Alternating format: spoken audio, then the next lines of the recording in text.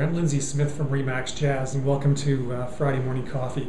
This is my opportunity every week to share a little bit of the information of what's happening in the Oshawa, Whitby, Bowmanville, Courtice area.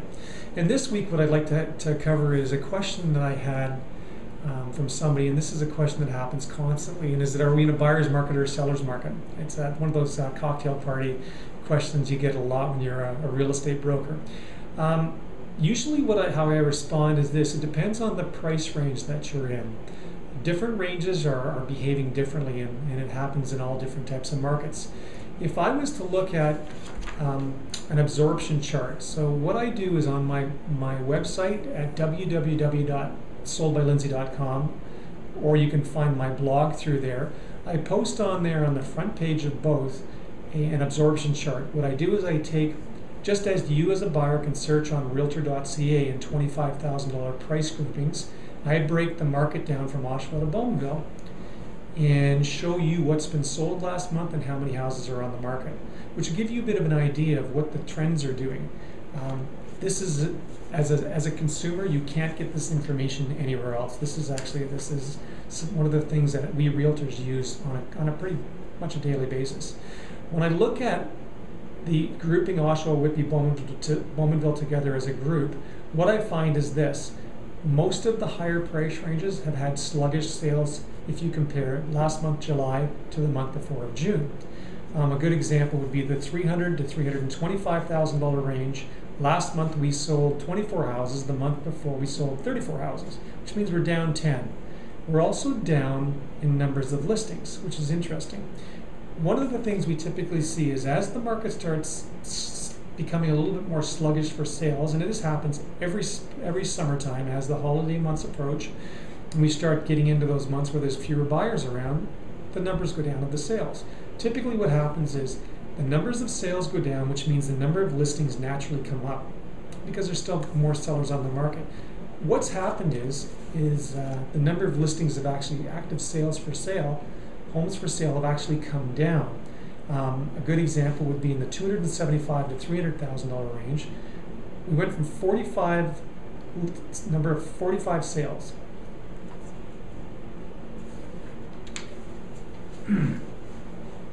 Take two. Hi there, I'm Lindsay Smith from Remax Jazz. Welcome to the Friday Morning Coffee. It's my opportunity to share with you some of the goings on with real estate from what I can see on a weekly basis. This week, what I'd like to cover is what I call my absorption chart or absorption graph.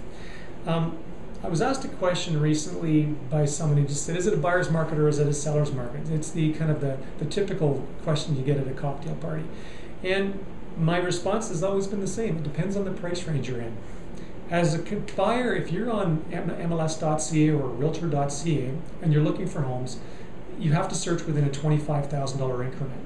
So if they ask you to search, if you're looking for something in that mid-200s range, you have to search between 250 and 275. Well, what I've done is I've broken down our market individually for Oshawa, Whitby, Bowmanville, Courtice as a group, and I've shown you, the consumer, the buyer, seller, what's available in those price ranges and how many have sold last month. So a good example would be this. In the $300,000 to $325,000 range, from Whitby all the way over to Bowmanville, there were 24 sales last month. This is all of MLS, all of the sales that take place, which means we were down 10 sales from June. So June we had 34 sales and we dropped down to 24 in July. Now typically what ends up happening is when we drop, the number of sales start to become a little bit sluggish as we move into the summertime. What happens is the number of properties for sale go up, which makes sense because fewer are selling, more are staying on the market. But we're finding the number of active homes for sale starting to drop. So I think a lot of what's happening is that the sellers are getting a little bit frustrated and they're pulling their houses off the market. Typically what they do is once we move into September, we get this kind of big flood of new inventory coming back in the market. A lot of it isn't new inventory, a lot of it's old inventory that came off the market and is coming back on again. A couple of the highlights from our area. If I look at comparing year over year, if I was to look at from July 2009 to July 2010, and let's just go, let's pick the $175,000 to $200,000 price range in Oshawa. There were 30 sales last month. We were down 6 sales from June. So June there was 36 sales. We dropped in July to 30 sales. We had 92 houses on the market at the end of the month. If I go back to last year for July, we had 47 homes sold and 73 on the market. Now, what's interesting is this. We sold 30 houses last month. A year ago, in July of 2009, we sold 47. That's quite a drop. But the interesting thing is we had 92 houses on the market last month. And in July of 2009, we had 73.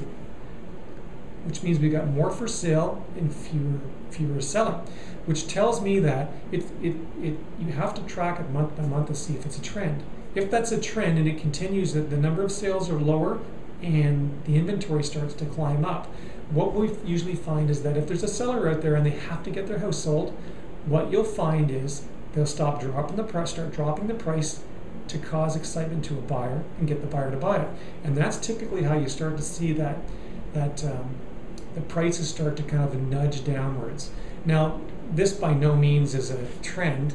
It's just showing you what's happening over the summertime. Typically what happens is, if I was to look at the year over year, we usually, April, May are the big selling months. So I would say from February till May are the big selling months, and then things start to quiet down a little bit for the summertime. As soon as the kids back to school, we start to see that increase in activity go up, and that usually lasts till about the first or second week in November, and then naturally you're starting to see it tail off.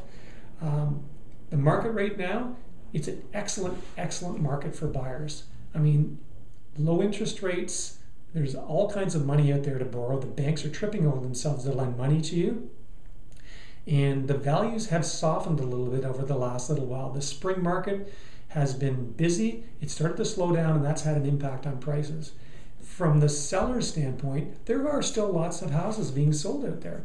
I did a report last week that showed 156 houses that sold in a 2-week period.